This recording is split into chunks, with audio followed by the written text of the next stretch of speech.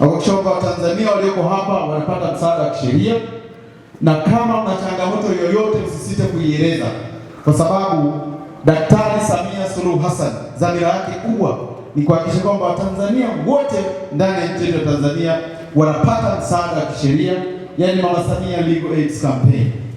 Lakini wakati huo tutakuja rasmi kwenda katika halmashauri zote za mkoa huu wa Singida ili kwenda kuona kwamba namna gani tunawasaidia wananchi kupata msaada wa kisheria.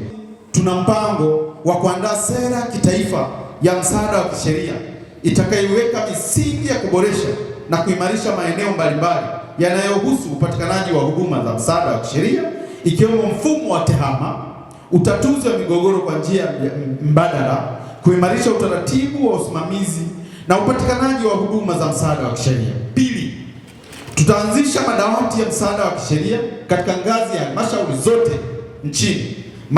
Maafisa dawati wamekuwa kiungo muhimu baina ya serikali na wananchi katika kuhakikisha kwamba wanapata huduma za msaada wa kisheria. Lakini tatu, wizara itaendelea kuimarisha mashirikiano na taasisi mbalimbali na wadau wa huduma za msaada wa kisheria ili kuongeza wigo wa upatikanaji wa huduma za msaada wa kisheria kwa wananchi kwa urahisi zaidi.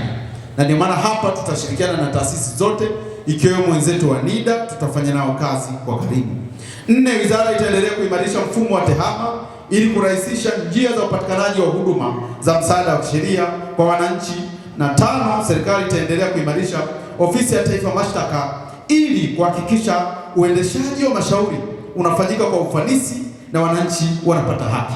Na kwa kweli kwa mashauri ambayo yamefanyika zaidi ya 800, nilikuwa napata taarifa kutoka kwa DPP, zaidi ya 709 ambapo yakaongezeka na yale yaliyovuka mwaka yameshapatiwa ufumbuzi zaidi ya 700 kwa asilimia zaidi ya 72, ambapo wengi wametiwa hatiani na wengine kesi zimeisha.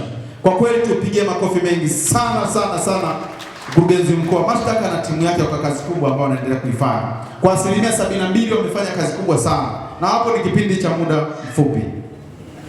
Ndugu zangu, 6, wizara inatarajia kuanzisha kuwatumia mawakili wa serikali walio katika halmashauri zote nchini ili kuongeza zaidi huduma ya uwakili jirani na wananchi.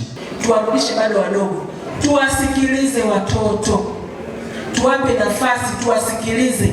Inawezekana ndo wameanza kufanyiwa ukatili, wewe au mimi nikawa wa kwanza kumnusuru.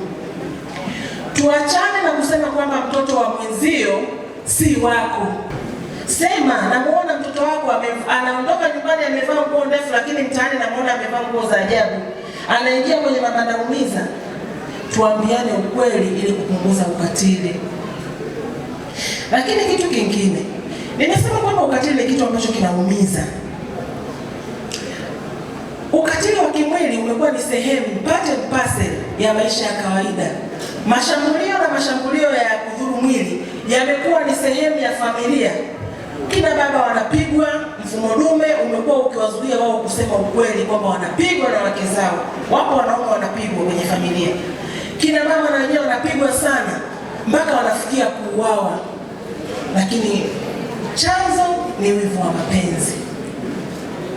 Ndugu zangu, hivi vitu vinapotokea kwenye familia au kwenye mahusiano, mara nyingi tunaona ni vitu vya kawaida, kwamba ananipiga si mume wangu, amenipiga si mpenzi wangu, lakini vina madhara, vinaweza kupelekea madhara mpaka ya kifo. Na ndio maana leo nasimama hapa kuongea, tusikae kimya.